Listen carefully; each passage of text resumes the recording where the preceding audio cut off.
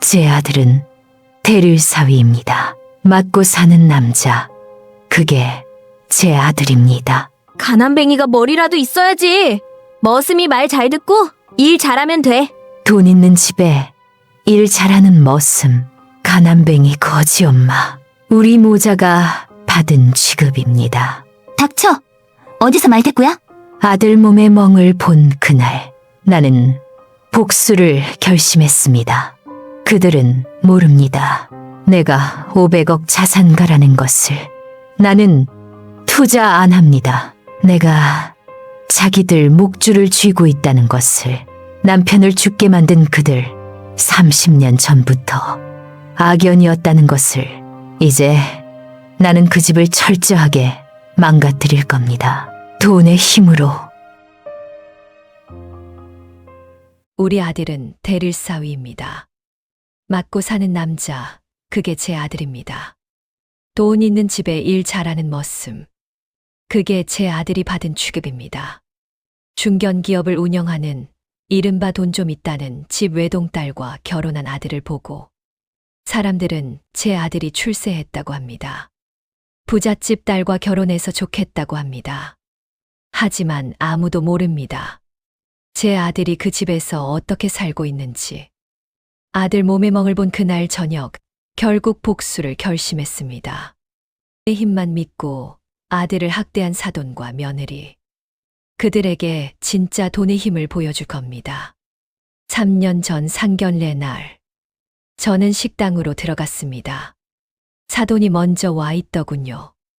그 순간 저는 얼어붙었습니다. 김영희. 저는 그 여자를 알고 있었습니다. 손이 떨려서 주먹을 꽉 쥐었습니다. 하지만 김영희는 저를 못 알아봤습니다. 하긴 세월이 많이 흘렀으니까요. 사돈댁은 어떻게 되세요? 김영희가 물었습니다. 저를 처음 보는 사람처럼. 저는 담담하게 대답했습니다. 저는 홀어머니고요. 아들이 능력 있어서 자립해서 살고 있습니다. 그 순간 김영희의 얼굴이 일그러졌습니다. 저는 알 수 있었습니다. 이 여자는 변하지 않았다는 것을. 역시 그대로구나. 사돈 박철호는 더 노골적이었습니다. 사돈 어른, 살림은 어떻게 하십니까? 전세로 살고 있습니다. 아, 전세요. 제 아들 민우가 제 손을 꼭 쥐었습니다. 저를 위로하려는 것이었죠. 남자가 집 한 채는 마련해야 하는데 우리 딸은 작은 집에서는 못 사니까 우리가 데리고 있겠습니다. 비웃듯한 차가운 웃음을 지으며 사돈 김영희가 말했습니다. 그날 저는 직감했습니다. 우리 아들 어떻게 대하는지 지켜보겠다고. 결혼식 날 처가 친척들이 모여 수군거렸습니다. 사위 집은 잘 사나? 별노래 홀어머니의 전세라던데. 그렇게 수준 안 맞아서 어떠해? 애는 쓸만하다잖아. 똘똘하다니까. 가진 거 없으면 머리라도 있어야지. 우리 집안이랑 격이 안 맞으니 원! 그래도 머슴이 말 잘 듣고 일만 잘하면 그나마 낫지 뭐. 웃음소리가 터졌습니다. 혼주석에 사돈이 앉아 있는 것을 알면서도 오만한 친척들은 들으란 듯이 조롱했습니다. 저는 주먹을 쥐었습니다. 하지만 참았습니다. 우리 아들이 좋다는데 아들만 대접받고 잘 살면 된다고 생각했으니까요. 제 아들이 저에게 다가왔습니다. 엄마, 괜찮으세요? 저는 억지로 웃었습니다. 괜찮아, 민우야. 너 잘 되는 게 엄마는 제일 좋아. 하지만 속으로는 생각했습니다. 김영희, 내가 우리 아들을 어떻게 대하는지 지켜볼 거야. 결혼 후 1년, 추석이 왔습니다. 처가는 큰 집이라서 그쪽 부자 식구들이 그 집에 모인다고 합니다. 제 아들은 처가에서 새벽 4시부터 손님 맞이 준비를 했다고 합니다. 처가 집에서 일하는 아줌마랑 같이. 하지만 아들은 내색하지 않았습니다. 엄마, 미안해 못 가서. 갑자기 회사에 일이 생겨서 또 아들이 있어야 한다네. 농담까지 하면서 아무렇지 않게 너스레를 떨었지만 저는 대략 짐작이 갔습니다.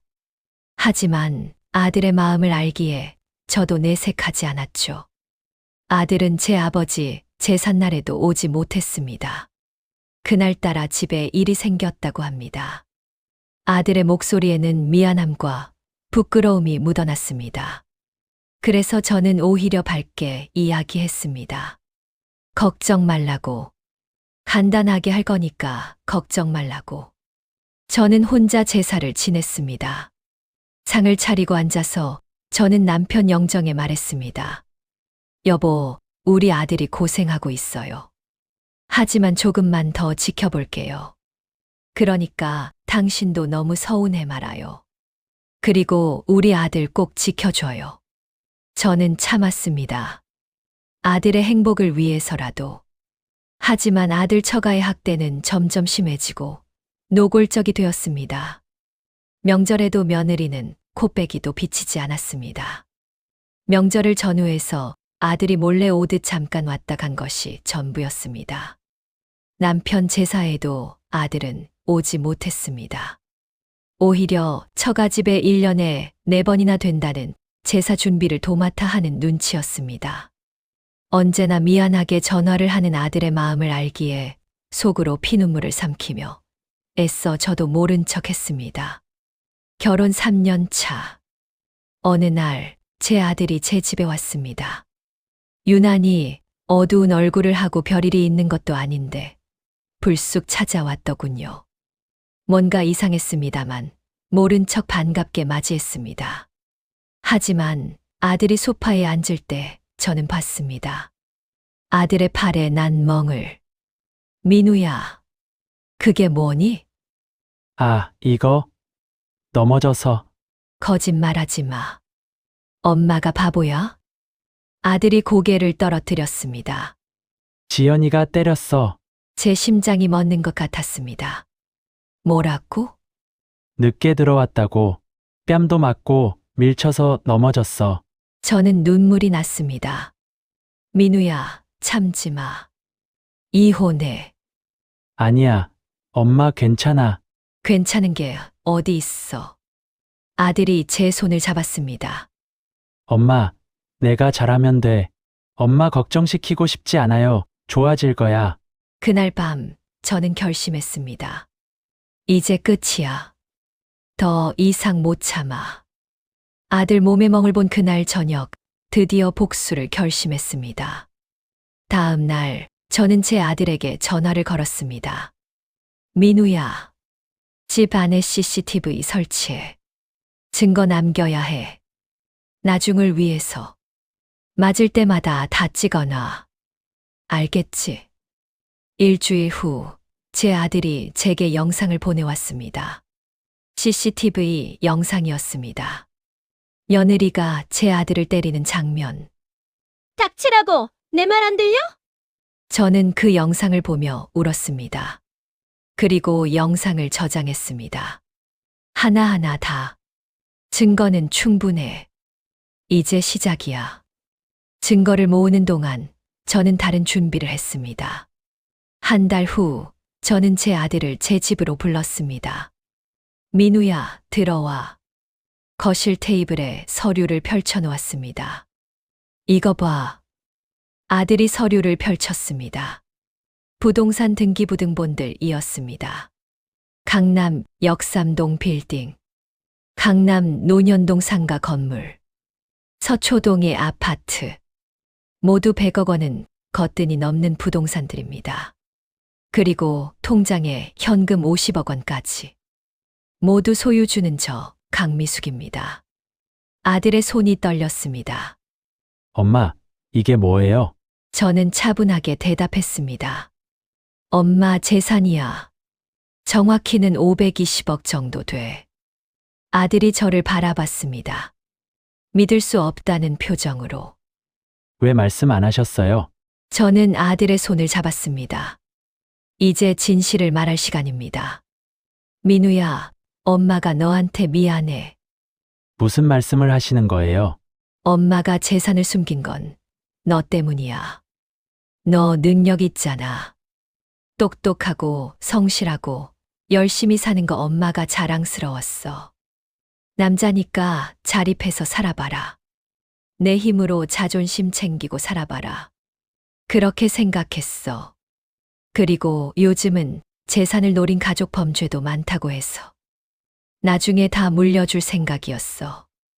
내가 충분히 자립하고 나면 괜찮다 싶으며 민우야.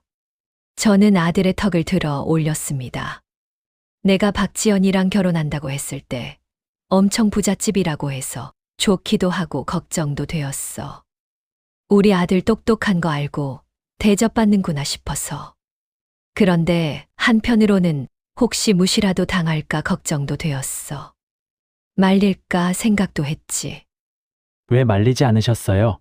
저는 쓴웃음을 지었습니다. 너 좋다고 했잖아. 사랑한다고 했잖아. 그리고 엄마는 내 능력이 인정받고 내가 행복하길 바랐어. 죄송합니다. 미안할 것 없어. 엄마가 내 사랑을 믿고 지켜봤어. 혹시 그 집안 사람들이 너 잘 대해주면 엄마 재산 얘기 안 하고 조용히 살 생각이었어. 그리고 너에게 안심하고 재산을 남겨주려고 했어. 부잣집이면 내 재산 탐내고 그러지 않을 것 같아서. 제 목소리가 차갑게 식었습니다. 근데 3년 동안 지켜보니까 안 되겠더라. 민우야, 엄마가 이제 참다 폭발하는 거야. 그 사라들은 돈의 힘이 뭔지 당해봐야 해. 제대로 대가를 치르게 할 거야. 저는 테이블 위에 또 다른 서류를 꺼냈습니다. 내 장인 회사 알지?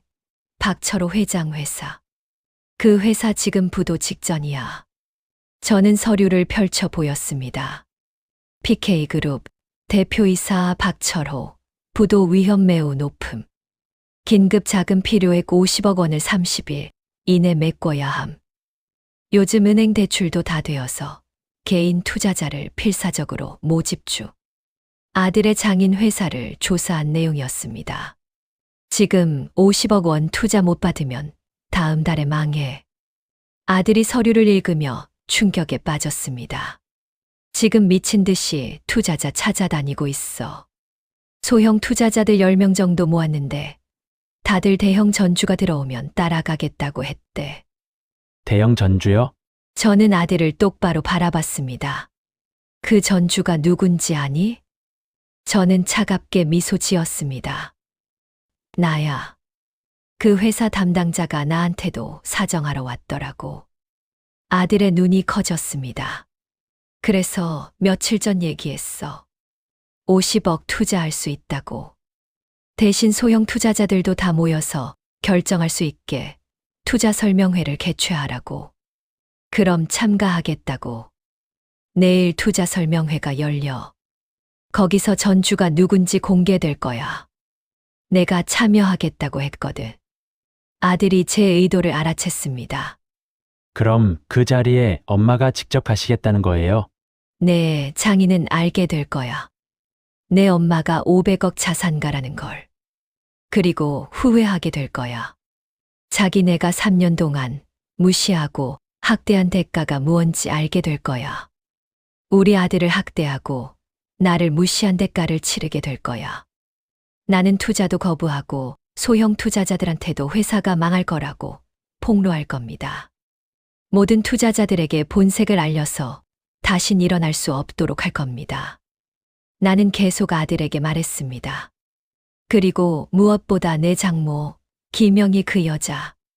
제 목소리가 차갑게 식었습니다. 엄마가 절대 용서 못해. 엄마를 무시해서요? 그것도 있지. 근데 그것보다 훨씬 더한 이유가 있어. 무슨 이유인데요? 저는 아들을 보며 말했습니다. 나중에 알게 될 거야.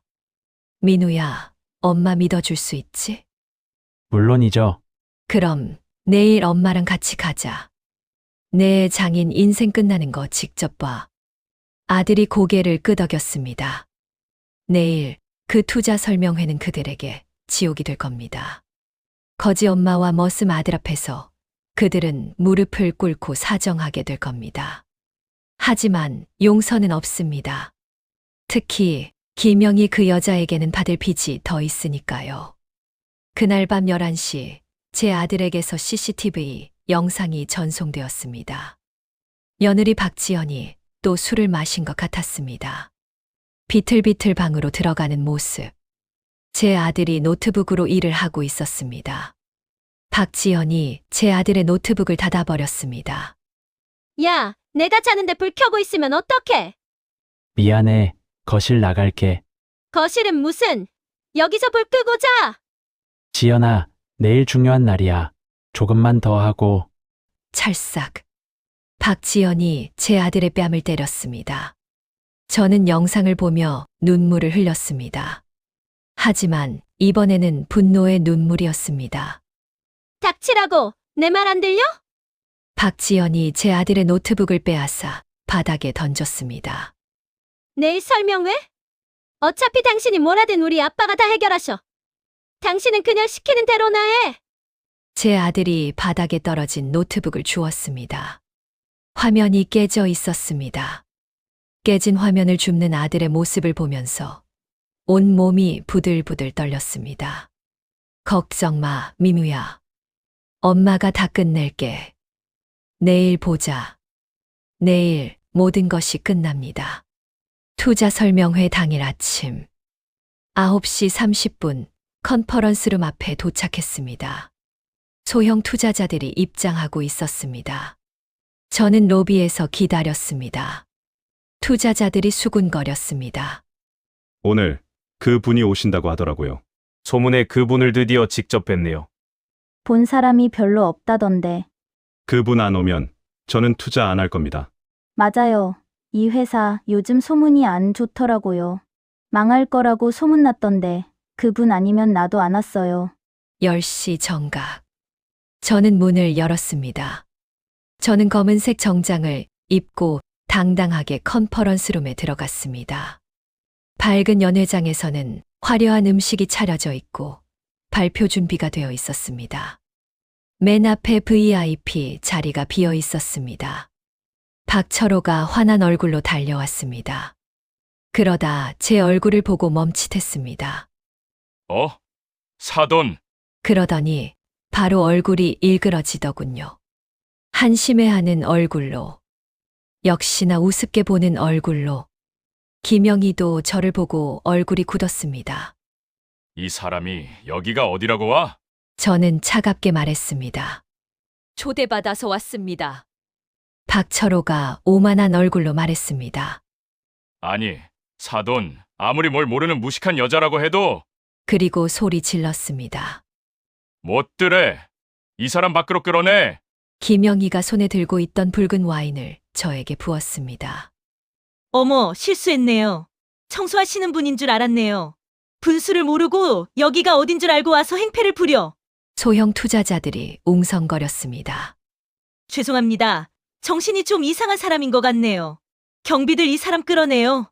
저는 오만한 그들의 눈앞에 VIP 초대장을 들여보였습니다. 나는 당신들이 제발 와달라고 사정해서 왔어요.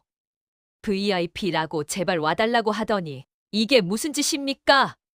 그때 나에게 와서 사정하던 사돈 회사의 담당자가 뛰어왔습니다. 오셨습니까? 사장님, 이분이 바로 그분입니다. 50억 투자하기로 하신 분이요. 순간 김영희와 박철호의 얼굴이 새하얗게 질렸습니다. 하긴 뭐 할 말이 있겠어요. 저는 얼빠져 있는 그들을 지나쳐서 당당한 걸음으로 걸어 들어갔습니다. 맨 앞에 내 자리 VIP석을 지나쳐서 천천히 단상으로 올라갔습니다. 여러분, 순간 컨퍼런스룸이 조용해졌습니다. 온 컨퍼런스룸의 시선이 집중됐습니다.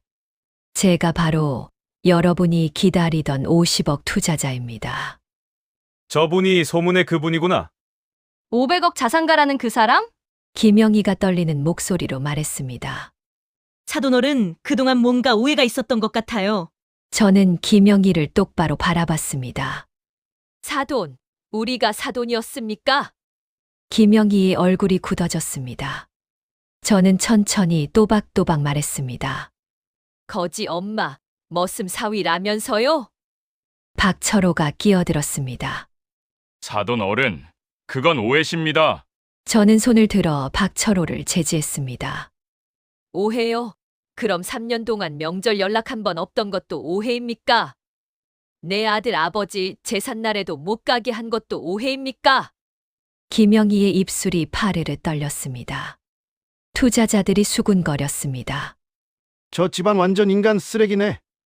사위 엄마를 저렇게 대했어? 저는 계속 말했습니다. 저는 3년 동안 지켜봤습니다.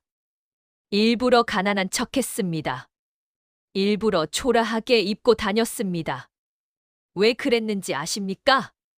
당신들이 우리 아들을 어떻게 대하는지 보려고요. 저는 가방에서 태블릿을 꺼냈습니다. 그동안 당신들이 사돈에게, 사위에게 한 짓입니다. 김영희와 친구의 통화 녹음이 재생되었습니다. 거지 같은 집구석에 꼭 없는 것들이 다 챙기려고 한다니까. 뭐 볼 거 있다고 재산은 다 챙겨 먹으려고 그래? 김영희의 얼굴이 하얗게 질렸습니다. 다음은 친척들이 거실에서 웃고 떠드는 영상이었습니다. 정신없이 손님 접대를 하는 우리 아들의 뒤에서 비웃더군요. 정말 머슴처럼 이것 저것 부려먹더군요. 막말도 하고 나이 어린 사람들도 하대를 했습니다. 머슴이면 머슴답게 행동하라 했습니다. 남자가 한심하게 대를 싸위나 하고 있다고 했습니다. 세 번째 영상은 더 가관이었습니다. 며느리 박지연이 제 아들을 때리는 장면이었거든요. 닥치라고! 내 말 안 들려? 당신 요즘 버릇 없어졌어. 주제 파악 좀 해. 저는 화면을 보며 눈물을 참았습니다. 우리 아들 맞고 사는 남자였습니다. 처가집에서 학대받았습니다. 컨퍼런스룸이 숨막히는 침묵에 잠겼습니다. 저는 영상을 끄고 말했습니다. 투자자들이 모두 귀를 기울였습니다. 박철호 사장과 부인, 그 딸인 내 며느리는 사위인 우리 아들과 사돈인 나를 지난 3년간 무시하고 학대했습니다. 돈이 없다는 이유로 말이죠. 돈이 힘이라고 생각했나요? 돈의 힘으로 우리 아들을 학대했나요? 그럼 이제 돈의 힘으로 당해보시죠. 저는 이 회사에 투자하지 않겠습니다. 그리고 내일이라도 당장 망할 것 같은 부실한 이 회사에 대한 조사 보고서도 여기 계신 모든 투자자분들께 나누어 드리겠습니다. 투자 안 합니다. 박철호가 비틀거렸습니다. 뭐라고요? 50억? 1원도 안 줘요. 사돈 어른, 제발! 저는 목소리를 높였습니다. 사돈 아니라고 했잖습니까? 투자자들이 동요하기 시작했습니다. 저는 투자 안 하겠습니다. 저도요. 전주가 안 하는데 우리가 왜 합니까? 한 명씩 컨퍼런스룸을 떠나가려고 했습니다. 박철호는 무너지듯 바닥에 주저앉았습니다. 저는 차갑게 말했습니다. 다음 달 부도나세요. 그리고 파산하세요. 박철호가 자리에서 벌떡 일어나 제 앞으로 달려왔습니다. 사돈 어른, 아니, 강 사장님, 제발 한 번만 살려주십시오. 박철호는 무릎을 꿇었습니다. 저는 내려다봤습니다. 3년 동안 제 아들을 머슴처럼 부린 그 오만한 남자가 무릎을 꿇고 있었습니다. 하지만 아직도 복수는 끝이 아닙니다. 박철호가 절규했습니다. 30년이야? 우리가 30년 동안 어떻게 이 회사를 키웠는데 그게 무슨 대단한 일이라고? 30년의 노력을 당신이 망쳐. 30년. 그 단어가 제 가슴을 찔렀습니다. 30년이라고 하셨습니까? 저는 웃었습니다. 차갑게. 재미있네요. 저도 30년을 기다렸거든요. 저는 김영희를 똑바로 바라봤습니다. 드디어 때가 왔습니다. 30년을 기다린 이 순간이. 김영희 씨. 월드동 영수 엄마. 나 기억 안 나? 어리둥절하던 김영희의 얼굴이 갑자기 새하얗게 변했습니다. 무언가 생각이 난 듯이. 그리고 경악하듯 입이 벌어졌습니다. 저는 천천히 또박또박 말했습니다. 1994년 7월 15일. 김영희의 얼굴에서 피가 싹 빠졌습니다. 5천만 원! 갯돈 들고 야반도주 했지. 김영희의 입술이 파르르 떨렸습니다. 저는 웃었습니다. 아, 기억 안 나시는구나. 돈 떼먹은 건 잘 잊어버리나 봐요. 월드동 영수 엄마. 당신이 개주하던 개만 해도 한두 개가 아니었잖아. 김영희가 하던 여러 개의 개 중 하나의 개원이었던 저는 당시 민우를 임신 중이었습니다. 뭔가 이상하다고 생각해서 야반도주 하기 전날 찾아가서 차용증까지 썼죠. 그나마 안심하고 있었지만 그 다음날 김영희네 집은 야반도주했습니다. 그 돈은 남편의 병원비였는데 결국 남편은 치료도 제대로 못 받고 죽었죠. 그 충격으로 민우를 낳지도 못할 뻔했습니다. 그래서 나는 30년 동안 당신을 집요하게 찾았어. 사설 탐정도 쓰고 주민등록도 추적하고. 하지만 당신은 이름도 바꾸고 주소도 계속 옮기고. 그렇게 30년이 흘렀지. 저는 김영희를 똑바로 봤습니다. 그런데 3년 전 내 아들 상견례장에 있는 당신을 봤어? 30년이 지났어도 나는 당신 얼굴을 절대 잊을 수 없었는데 당신은 날 기억 못하더라고. 김영희가 주저앉았습니다. 나는 고민 많이 했어. 피가 거꾸로 솟았으니까. 당장 밝히고 복수할까? 하지만 우리 아들이 좋아하는 여자의 엄마니까. 아들의 행복을 위해서 참았어. 우리 아들 능력 인정받고 행복하게 살 수 있을 거라고 생각해서. 제 목소리가 떨렸습니다. 30년 묵은 한을 삼키고 아들의 행복을 위해서 참았어.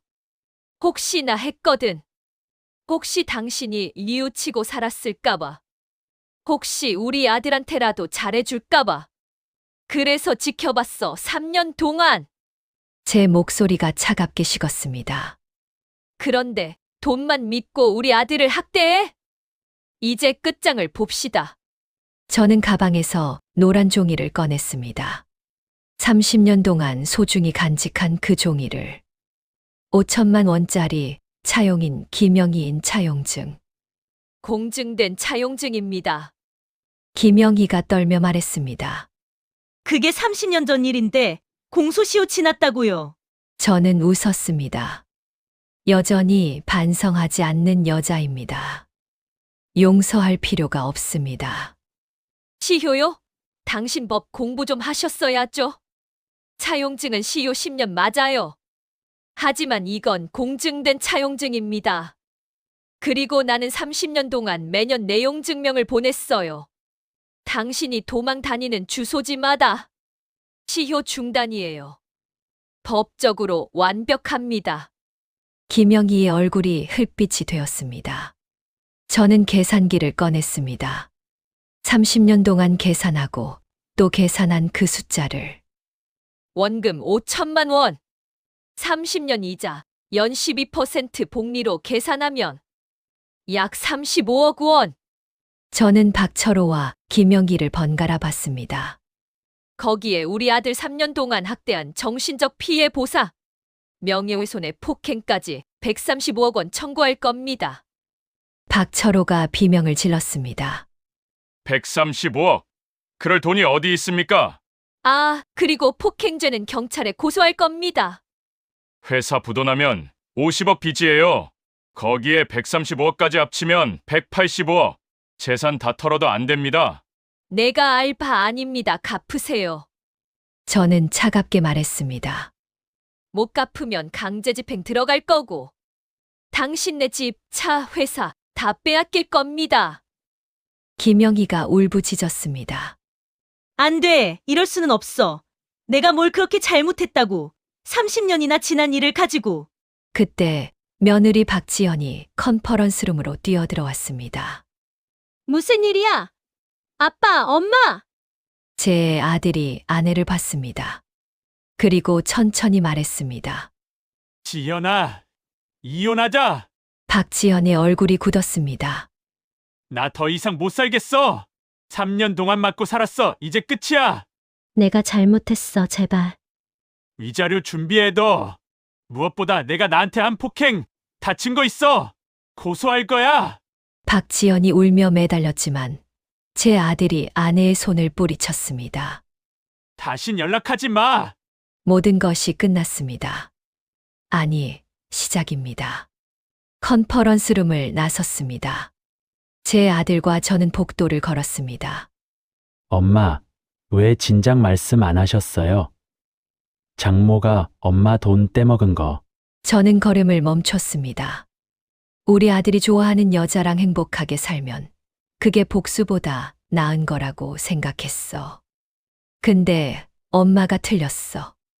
그 사람들은 변하지 않았어. 30년 전에도 사기꾼이었고 지금도 사기꾼이야. 저는 아들을 안았습니다. 민우야, 미안해. 엄마가 진작 말했어야 했는데. 아니에요. 엄마 덕분에 제가 살았어요. 이제 끝났어. 우리 이제 편하게 살자. 아들이 저를 꼭 안았습니다. 30년 묵은 한, 3년 동안의 학대. 모든 것이 끝났습니다. 박철호 회사는 3개월 후 파산했습니다. 박지연은 폭행죄로 구치소에 들어갔다더군요. 이제 돈 한 푼 없이 빚만 100억이 넘습니다. 평생 돈의 힘에 짓눌려서 살게 될 겁니다. 피눈물을 흘리면서 1년 후 민우는 새로운 사람을 만나 재혼했습니다. 정말 착하고 진짜 민우와 나를 사랑하는 며느리입니다. 나, 강미숙은 세상 가장 소중한 손주를 안고 있습니다. 물론 아직 새 며느리에게도 나의 재산은 알리지 않았습니다. 아직 때가 아닙니다. 오늘은 진짜 돈에 힘이 있는 어머니의 통쾌한 복수 이야기였습니다. 몇 가지 알려드릴게요. 가정폭력은 범죄입니다. 꼭 신고하세요. 긴급할 때라면 112번을 누르세요. 경찰이 바로 출동합니다. 24시간 상담 신고도 가능합니다. 1366번으로 신고하세요. 여자, 남자 모두 가능합니다. 통화료도 무료입니다. 반드시 증거를 남기세요. 휴대폰으로 상처 사진을 찍거나 제일 좋은 방법은 병원 가서 진단서를 받아두세요. 이때 접수증을 꼭 같이 보관하세요. 1577-1366으로 전화하면 안전한 쉼터로 피신할 수 있습니다. 대한법률구조공단 132번으로 문의하면 변호사의 무료 상담도 받을 수 있습니다. 강미숙 씨가 차용증을 공증받아 놓지 않았으면 통쾌한 복수는 어려웠을 겁니다. 차용증은 반드시 공증 받으세요. 공증 안 받으면 이 도장 내가 안 찍었어요 하고 발뺌할 수 있습니다. 공증을 받으면 법원이 바로 인정해서 재판 없이 강제로 돈 받아낼 수 있습니다. 공증은 가까운 공증사무소에서 하세요. 우리 동네 공증사무소를 인터넷에서 찾아보세요. 돈 빌려주는 사람, 빌리는 사람 둘 다 신분증 들고 함께 가야 합니다. 공증 비용은 금액에 따라 3만 원에서 10만 원 사이입니다. 일반적으로 돈 빌려주는 사람이 내는 게 보통입니다. 가족이라도 큰 돈은 꼭 공증 받으세요. 나중에 후회하지 않습니다.